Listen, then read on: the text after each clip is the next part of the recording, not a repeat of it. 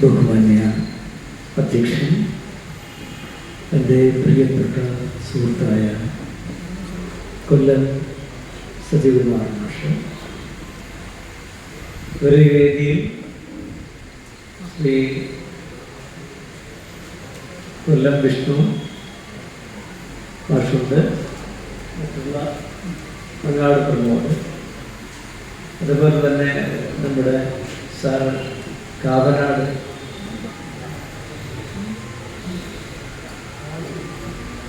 സാറിൻ്റെ അളിയൻ കൂടിയായ വൃദ്ധങ്ക വിദ്വാനുണ്ട്, സാമ്പശ സാറുണ്ട്. ഇതെല്ലാം കൊണ്ട് ഒരു വലിയ നിര തന്നെ ഇവിടെ അനുസ്മരിക്കാൻ നിൽക്കുക. അപ്പം ഞാൻ ആദ്യം ഒരു വാചകം പറയുകയാണ്, പിന്നെ 1-2 വാക്കുകൾ സൂചിപ്പിച്ച് സമാപിക്കാം. ആത്മാവിനി ഭൂവി ബന്ധമില്ല, സ്വന്തം ദേഹവുമായൊരു ബന്ധമില്ല, ആത്മാക്കൾ തമ്മിലേ ബന്ധമുള്ളൂ, പരമാത്മാവുമായുള്ളൊരാത്മബന്ധം. ഭാസി സാറ് ഭൗതികമായ ശരീരം മാത്രമാണ് നഷ്ടപ്പെട്ടത്. അദ്ദേഹത്തിൻ്റെ ആത്മാവിന് മരണമില്ല. ആത്മാവിലൊരു ചിന്ത എന്നൊരു കവിത തന്നെ വയലാറിൻ്റെ ഉണ്ട്. ഈ ആത്മാവ് ഇവിടെ നിൽക്കുകയാണ്. നമ്മളെല്ലാം ഇവിടെ അനുസ്മരിക്കുമ്പോൾ ഭാസി സാർ ഈ മുറ്റത്തുണ്ട്. അദ്ദേഹത്തിൻ്റെ ആത്മാവ് ഇത് കാണുകയാണ്. ഇത് ഭാരതീയ ദർശനം. ആത്മാവിന് മരണം. ജീവിതം ക്ഷണികമാണ്. മനുഷ്യ ജീവിതത്തിൻ്റെ ക്ഷണികതയെക്കുറിച്ച് എഴുത്തച്ഛൻ മനോഹരമായി പാടിയിട്ടുണ്ട് രാമായണത്തിൽ. ലക്ഷ്മണ ഉപദേശത്തിൽ ലക്ഷ്മണൻ കൊടുക്കുന്ന വചനങ്ങൾ, ആ വചനങ്ങളിൽ ജീവിതത്തിൻ്റെ ക്ഷണികതയെക്കുറിച്ച് ഭംഗിയായി വിവരിക്കുമ്പോൾ മുളങ്കാടുക ഭാസി സാർ എന്ന് പറയുന്ന മൃദംഗ വിദ്വാനായ മഹാഗുരു മരിക്കുന്നില്ല, ജീവിക്കുന്നു. ഇവിടെ സാറുമായി ബന്ധപ്പെട്ട ഒരുപാട് കാര്യം എനിക്ക് പറയുവാൻ കഴിയും. ഒരുപക്ഷെ നമ്മുടെ അധ്യക്ഷൻ അവരൊക്കെ ആശ്രാമത്ത് വന്ന ഈ പൗർണമി പൂജയുടെ പാട്ട് സംഗീത എൻ്റെ വല്യപ്പൻ്റെ വീട്ടിൽ എൻ്റെ ജ്യേഷ്ഠനായ സംഗീത സംവിധായകൻ കൊല്ലം മോഹൻകുമാറിൻ്റെ വീട്ടിൽ നിരവധി പൗർണമി പൂജയ്ക്ക് വരും. അപ്പോൾ ഈ സംഗീത വിദ്യാർത്ഥികളായവരൊക്കെ ഇരുന്ന് പാടുമ്പോൾ അക്കൂട്ടത്തിൽ ഞാൻ കേൾവിക്കാരനായി ആ വീട്ടിലുണ്ടാവും. കാരണം എൻ്റെ വല്യപ്പൻ്റെ വീടായിരുന്നു. അങ്ങനെ ആ സംഗീതത്തിലൂടെ ഞാൻ വളർന്ന് വരുമ്പോൾ ഇവിടെ ഭാസി സാറിനെ കുറിച്ച് പറയുന്നത് പോലെ ഏത് പാടി എന്ന് പറഞ്ഞ പുതുക്കോട്ട എനിക്ക് പറയുവാനുള്ള ഞാനും അത്തരത്തിൽ വേറൊരു ശൈലിയുടെ കടയനല്ലൂർ ചിട്ടയിലാണ് ഞാൻ സംഗീതം അഭ്യസിച്ചത്. എന്നെ കടയനല്ലൂർ ചിട്ടയിൽ സംഗീതം അഭ്യസിപ്പിച്ചത് എൻ്റെ മാമൻ കൂടിയായ TR കുമാരദാസ് ഭാഗവത്. പിന്നീട് ആ കടയനല്ലൂർ ബാണി അല്ലെങ്കിൽ ആ സംഗീതത്തിൽ നിന്ന് ഞാൻ മാറുന്നത് ചെമ്മാങ്കുടി ശ്രീനിവാസൻ അല്ലയ്യ സ്വാമികളുടെ ശിഷ്യനായ തൃക്കടവൂർ ചിത്തരഞ്ജൻ ഭാഗവതരുടെ ശിഷ്യനായിട്ടാണ്. എന്നാൽ എനിക്ക് കുറേ ഗുരുനാഥന്മാരുണ്ട്. ഏറ്റുമാനൂർ മോഹൻ റാം സാർ സൂചിപ്പിച്ച പോലെ ബാലഭവനിലെ ശ്രീ അനിൽകുമാർ സൂചിപ്പിച്ചതുപോലെ ബാലഭവനിലെ ഒരുപാട് ഗുരുനാഥന്മാർ എനിക്കുണ്ട്. അതിൽ ഏറ്റുമാനൂർ മോഹൻ റാം സാർ, പിന്നെ ഒരുപാട് ഗുരുക്കന്മാരിൽ നിന്ന് ഞാൻ സംഗീതം അഭ്യസിച്ചിട്ടുണ്ട്. പക്ഷെ എന്നെ ഒരു സംഗീത കലാകാരനാക്കിയത്, ഒരു സ്റ്റേജിൽ പാടാൻ എനിക്ക് അവസരമുണ്ടാക്കി തന്നത് എൻ്റെ ഗുരുവായ മഹാഗുരുവായ ചിത്തരഞ്ജൻ ഭാഗവതനാണ്. അപ്പൊ ഈ കുറച്ച് പാട്ടുകൾ അല്ലെങ്കിൽ സംഗീതം പഠിപ്പിച്ചു കഴിഞ്ഞപ്പോൾ ഗുരു പറയുകയാണ്, നീ അരങ്ങേറണം, സംഗീത കച്ചേരിയിൽ അരങ്ങേറ്റം കുറിക്കണം. അങ്ങനെ സംഗീത കച്ചേരിയിൽ അരങ്ങേറ്റം കുറിക്കുമ്പോൾ എൻ്റെ ഗുരു തന്നെ ആ പക്കമേളക്കാരെ ഇങ്ങനെ ചിട്ടപ്പെടും. ഗുരുവിൻ്റെ മനസ്സിൽ ഒരുപാട് സംഗീതജ്ഞർ മനസ്സിലുണ്ടാവാം, മൃദംഗവാദകരുണ്ടാവാം, ഒക്കെ ഉണ്ടാവാം. പക്ഷേ ചിട്ടപ്പെടുത്തിയ ഒരു പേരാണ്. നിന്റെ കച്ചേരിക്ക് മകനെ, നിന്റെ കച്ചേരിക്ക് ആദ്യമായി മൃദംഗം വായിക്കുന്നത് കൊല്ലത്തെ പ്രഗത്ഭനായ മുളങ്കാടകം ഭാസി എന്ന എൻ്റെ സുഹൃത്തിൻ്റെ ശിഷ്യനായിരിക്കും എന്ന് പറഞ്ഞുകൊണ്ട് മുളങ്കാടകം ഭാസി സാറിനെ കാണാൻ എൻ്റെ ഗുരു എന്നെയും കൊണ്ടിവിടെ വരുമ്പോൾ കിഴക്ക് മാനത്ത് മലമേലി കേൾക്കുന്നൊരു തമരടി കറുത്ത കാലം വെളുപ്പിക്കും കതിരൂരിൻ്റെ ചിറകടി എന്ന് പറഞ്ഞ പോലെ മുളങ്കാടകം ക്ഷേത്രത്തിൽ നോക്കി കിഴക്കേട്ട് നോക്കിയിരിക്കുന്ന ഭാസി സാറിൻ്റെ സഹധർമ്മിണിയുമായി തൊട്ടടുത്തുള്ള കുട്ടികളുമൊക്കെയായി ഇങ്ങനെ കളിച്ചും ചിരിച്ചും ഇരിക്കുന്ന ഭാസി സാറിനെ എൻ്റെ ഗുരുനാഥനെ കണ്ടതും ഭാസി സാർ എഴുന്നേൽക്കും, മഹാഗുരുവിനെ പിടിച്ചിരുത്തുന്നു, കാര്യങ്ങൾ അദ്ദേഹം പറയുന്നു. എൻ്റെ സംഗീത കച്ചേരിക്ക് വായിക്കുവാൻ അനുയോജ്യരായ മൃദംഗ വിദ്വാനെ അവിടെ ഭാസി സാറിനോട് എത്തിപ്പിക്കും. മാത്രമല്ല എന്നെ വയലിൻ പഠിപ്പിച്ച എൻ്റെ ഗുരുവാണ് നമ്മുടെ ബാലഭവനിലെ അധ്യാപകനായിരുന്ന കളർക്കോട് കൃഷ്ണസ്വാമി സാർ. സ്വാമികളെയാണ് അന്ന് വയലിന് വായിക്കുവാനായി നിശ്ചയിച്ചിരുന്നത്. പക്ഷേ സാറിന് ചില തിരക്കുകളും അസുഖങ്ങളും വന്നപ്പോൾ അവിടെ മറ്റൊരാളെ പ്രതിഷ്ഠിച്ചു, മകനായ നാരായണ സ്വാമി, കൃഷ്ണസ്വാമി സാറിൻ്റെ മകനായ നാരായണ സ്വാമി. മറ്റൊരാൾ അതെൻ്റെ ആദ്യത്തെ സംഗീത കച്ചേരിക്ക് അല്ലെങ്കിൽ അരങ്ങേറ്റത്തിന് ആ കൂട്ടത്തിൽ പക്കം വായിക്കുവാൻ ഉണ്ടായത് കൊല്ലത്തെ ഒരു ത്രിമൂർത്തി സംഗമം എന്ന പോലെ കടന്നു പോകുന്ന ഭാസി സാർ എവിടെയുണ്ടോ അവിടെയും ഘടവുമായി ആരുണ്ടാവും? കൊല്ലം വിഷ്ണു എന്ന മഹാനായ കലാകാരനുണ്ടാവും. നല്ലപോലെ ആധ്യാത്മികമായ ചിന്താമണ്ഡലത്തിൽ നിന്ന് സംസാരിക്കും സ്റ്റേജിൽ ഈ കൃതികളെക്കുറിച്ച്. അങ്ങനെ എൻ്റെ ആദ്യത്തെ അരങ്ങേറ്റത്തിന് ആ തുടക്കം കുറിച്ച മറ്റൊരു കലാകാരൻ ബംഗാളിൽ നിന്ന് നമുക്ക് ഒരുപാട് കച്ചേരി അതേ പ്രൊഫസറൊക്കെയാണ് വായിച്ചത്. അത് ഞാൻ പറഞ്ഞു വന്നത് ഭാസി സാറിൻ്റെ ചില പ്രത്യേകത. പിന്നീട് മറ്റൊരാളാണ് ചന്ദനത്തോപ്പ് കുട്ടപ്പൻ എന്ന മുഖർഷി. വളരെ വർഷങ്ങൾക്ക് മുമ്പ് ആശ്രമം അമ്പലത്തിലാണ്, ശ്രീകൃഷ്ണസ്വാമി ക്ഷേത്രത്തിലാണ് ഈ അരങ്ങേറ്റം നടന്നത്. അന്ന് എനിക്കൊരു അബദ്ധം. അതാണ് ഞാനിവിടെ ശ്രീ അടൂർ സുദർശൻ പറഞ്ഞ പോലെ മൃദംഗത്തിൻ്റെ ഈ രണ്ട് തലകളിലും ഇങ്ങനെ കൈവിരലുകളെങ്കിലും വന്ന് വീഴുമ്പോൾ ഈ സംഗീത കച്ചേരിയുടെ അരങ്ങേറ്റം എന്നൊക്കെ പറയുന്നത് ഒന്നും പഠിക്കാത്ത കുട്ടികളുടെ ഒരു ചുവടുവയ്പ്പാണ്. ഈ അരങ്ങേറ്റം കഴിഞ്ഞ് ശരിക്കും കൃതികൾ പഠിക്കുന്നുണ്ട്. പക്ഷെ ഇവർ ഭയമില്ല. ഈ സംഗീതത്തിൽ തുടക്കം കുറിക്കുന്ന ഈ വിദ്യാർത്ഥികളെ, കുട്ടികളെ അനുഗ്രഹീതരായ ഈ കലാകാരന്മാർ ഭയം കൂടാതെ ആ വേദിയിലിരുത്തി വായിക്കുകയാണ്. നമുക്ക് ഒരുപാട് തെറ്റുകൾ. പക്ഷെ ഇവരുടെ ആ പരസ്പരമായ ചിരിയും ആ മന്ദഹാസവും ആ നമ്മളെ നോക്കി അവർ പ്രശംസയോടുകൂടി പാടൂ എന്ന് പറയുന്നത് എല്ലാം കുട്ടികൾക്ക് അനുഗ്രഹമാണ്. പക്ഷെ ഒരു സംഗീത കച്ചേരിയുടെ അരങ്ങേറ്റത്തിൽ ഒരിക്കലും ഒരു കുട്ടി ഒരു വലിയ കലാകാരനല്ല, അയാൾ പഠനം ആരംഭിക്കുന്നതേ ഉള്ളൂ. ഇവിടെ എനിക്ക് പറ്റിയത് ഞാനിങ്ങനെ നമ്മുടെ നവരാഗങ്ങളിലുള്ള ഒരു കീർത്തനം അല്ല ഒരു വർണ്ണം പാടിക്കുമ്പോൾ അറിയാതെ ഇടം തലയിൽ ഒരു സ്ഫോടനം കേട്ടു. ഒന്നും അറിയാത്ത ഞാൻ പേടിച്ചു പോയി. പാടാതെ ഇടം തലയിൽ ഒരൊറ്റ സ്ഫോടനം. കാരണം നമുക്ക് പരിചയമില്ല, മൃദംഗവുമായി ചേർന്ന് പാടിയിട്ടില്ല.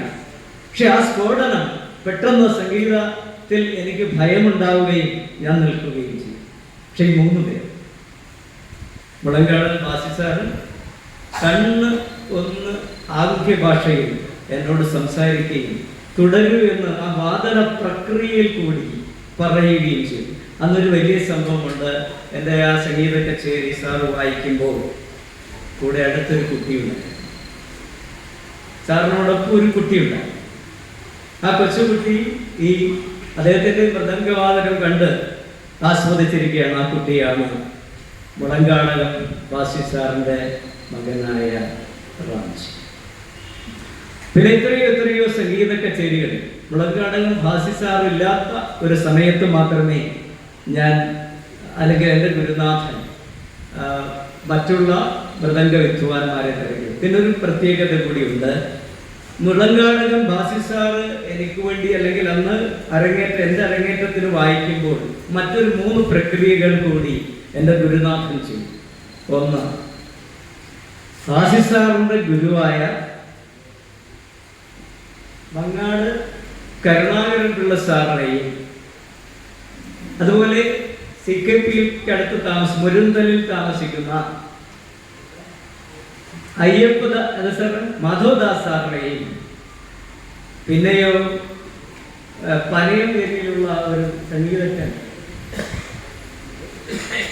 സാറിൻ്റെ അടുത്ത് പോയി അവിടുന്നാണ് ഈ തമ്പുരു എടുത്തുകൊണ്ട് വരുന്നത്. അപ്പം മഹാഗുരുക്കന്മാരുടെ കാലുകളിൽ കൊണ്ട് തൊഴുത് അനുഗ്രഹം വാങ്ങിച്ചിട്ടാണ് ഭാസി സാറിൻ്റെ കൂടെ ഇരുന്ന് എനിക്ക് പാടുവാൻ കഴിഞ്ഞത്. മുളങ്കാടൻ ഭാസി സാറ് ഞാൻ സംഗീതത്തിൽ പിന്നെ കുറെ കച്ചേരികൾ ചെയ്തിട്ട് മാറി വേറൊരു വഴിയിലേക്ക്, സാഹിത്യത്തിൻ്റെ വഴിയിലേക്ക്. അവിടെ നിന്ന് ഞാൻ സംഗീത സംവിധാനത്തിൻ്റെ വഴിയിലേക്ക്. ഈ സംഗീത സംവിധാനത്തിൻ്റെ വഴി ചെന്നപ്പോഴാണ് എനിക്കൊരു സത്യം മനസ്സിലായി. ഇന്നലകളിൽ ഒന്നുമല്ല. അവിടെ തുടങ്ങാണ് സംഗീതത്തിൻ്റെ പുതിയ പഠനം. ഇത് ഞാൻ പറയാൻ കാരണം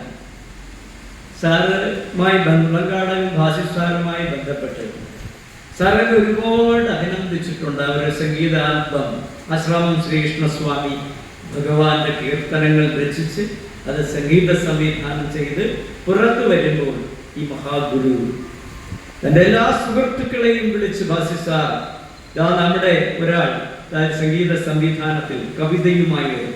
മറ്റൊരു പ്രശ്നം, സാറിൻ്റെ ഒരു നിശ്ചലമായ ഒരു നിമിഷങ്ങൾ അതുകൂടി പറയാൻ നടത്തുകയാണ്. തനിക്ക് മൃദംഗം വായിക്കാൻ കഴിയാത്ത ഒരവസ്ഥ നമ്മുടെ ഭാസി സാറുണ്ടായി. അതെനിക്ക് തോന്നുന്നത് പോലെയാണ്. ഗുരുവായൂർ അമ്പലനടയിൽ പ്രാർത്ഥനാ നിരതനായി വാദരോഗം മാറ്റുവാൻ തപസ്സരി അനുഷ്ഠിച്ച അതുമായി ചെമ്പൈക്കുനാദം നിലച്ചപ്പോ തന്റെ ശംഖം കൊടുത്തവനേ പാഞ്ചജന്യം കൊടുത്തവനേ എന്ന് പാടിയതുപോലെ ഭാസി സാറിന്റെ ചെമ്പയുടെ കണ്ഠം നിശ്ചലമായിരുന്നു.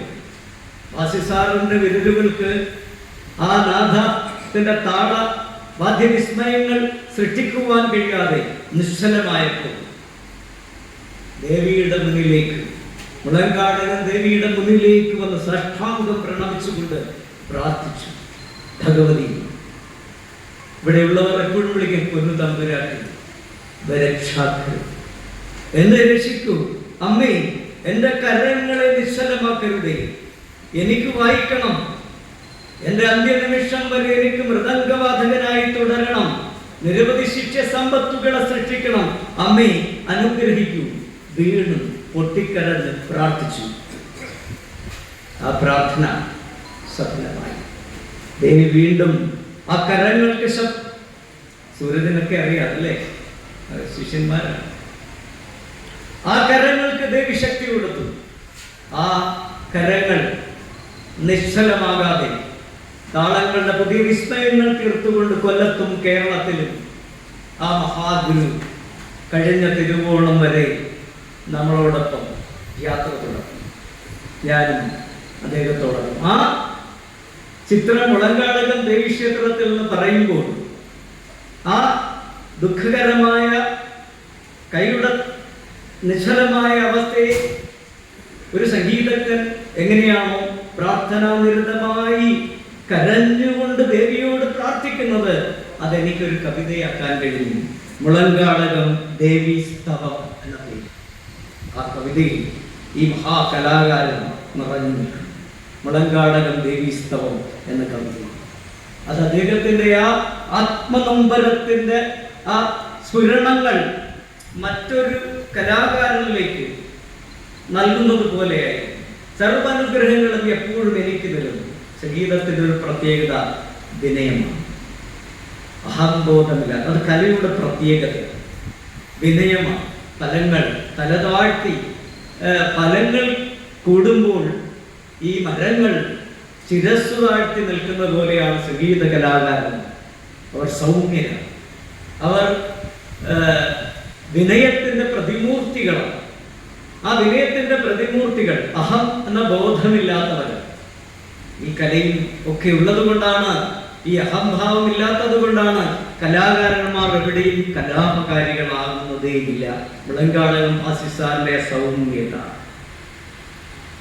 മറ്റൊരു കലാകാരനെ കുറിച്ച് അഭിനന്ദിക്കുവാനുള്ള അദ്ദേഹത്തിന്റെ ആ വിശാലമായ ഹൃദയം അതെപ്പോഴും ഏറ്റുവാങ്ങുവാൻ എനിക്ക് കഴിഞ്ഞിട്ടുണ്ട്.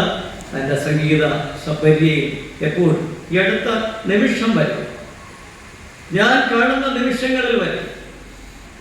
അതുകൊണ്ട് ഇത് ഒരിക്കലും അദ്ദേഹത്തിന്റെ ആത്മാവ് മരിച്ചിട്ടില്ല എന്ന് മാത്രമല്ല, രാംജിയും മുളങ്കാടകത്തിന്റെ മറ്റൊരു തൂവലായ മൃദംഗവാദനത്തിൽ വരുന്ന നമ്മുടെ എല്ലാമായ സൂരജ്, മുളങ്കാടകം സൂരജ് അല്ലേ, അവർ രണ്ടും ആ സൂരജിന്റെ കരച്ചിൽ ഞാൻ കണ്ടു. ഭാസിസാറിന്റെ കാലുകളിൽ ഇങ്ങനെ പിടിച്ചിട്ട് ആ ശിഷ്യൻ കരയുകയാണ്. ഒരു ഭാഗത്ത് തലയ്ക്കൽ രാംജി നിൽക്കുമ്പോൾ ആ കാലുകളിൽ വീണ് പൊട്ടിക്കരയുന്ന ശിഷ്യനായ ബന്ധുവായ എൻ്റെ പ്രിയ ചങ്ങാതിയായ സൂരജനെ ഞാൻ കാണുകയാണ്. അത് ആർദ്രമായി, ആർദ്രമീ ധനുമാസ രാവിലെ ആതിരവരും പോകുമല്ലേ സഖി എന്ന് പറഞ്ഞുകൊണ്ട് കക്കാട് പാടിയതുപോലെ ആ സഖി ഇവിടെയുണ്ട്, ഒറ്റയ്ക്ക് തനിച്ചിരിപ്പാണ്. ആരും മുളങ്കാടകം ഭാസിസാറിന്റെ സഹധർമ്മിണി അവിടെ അതാ ഒറ്റയ്ക്കിരിപ്പാണ്. ആ അമ്മയ്ക്ക്, ഈ മക്കൾക്ക്, ഈ ശിഷ്യന്മാർക്ക് അവര് ജീവിക്കുന്നിടത്തോളം, ഈ സൂര്യചന്ദ്രാദികൾ നിലനിൽക്കുന്നിടത്തോളം ഈ മഹാഗുരുവായ കൊല്ലം ഭാസി എന്ന സാറിന്റെ ആ വാദനം അതിങ്ങനെ മുഴങ്ങിക്കൊണ്ടിരിക്കും. നിസ്സംശയം നമുക്ക് പറയാം, ആ ആത്മാവിന്, പരിപൂർണമായ ആ ആത്മാവിന് അത് സഫലമാക്കുവാൻ കഴിഞ്ഞത്. കാരണം മരണം വരുന്നത് എപ്പോഴും, ഏത് നിമിഷവും എനിക്കും നിങ്ങൾക്കും മുമ്പിൽ എപ്പോഴും വരാം. എന്റെ ഹൃദയമെടുപ്പും നിങ്ങളുടെ ഹൃദയമെടുപ്പും ഇവിടെ വർദ്ധിക്കാം. ഒരാൾ നിമിഷം കൊണ്ട് മരണത്തിന് വിധേയനാവാം. മരണം വരുമ്പോൾ നമുക്ക് പോയേ മതിയാകും.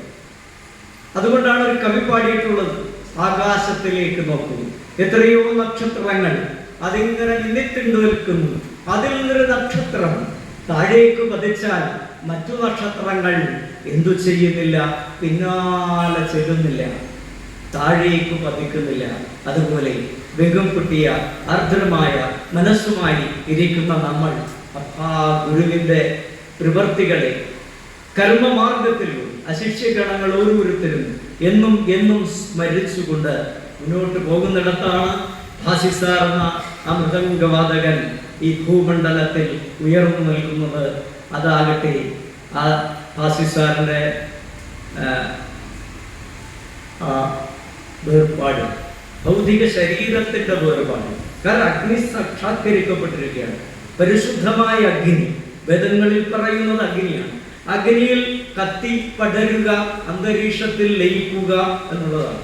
അത് ഏറ്റവും പുണ്യം. ആ പുണ്യമായ പ്രക്രിയക്ക് വിധേയമായ ആ ആത്മാവിന് എല്ലാ ശാന്തിയും നേർന്നു ഈ ഓരോരുത്തരോടൊപ്പം ഞാനും അണിചേരുകയാണ്.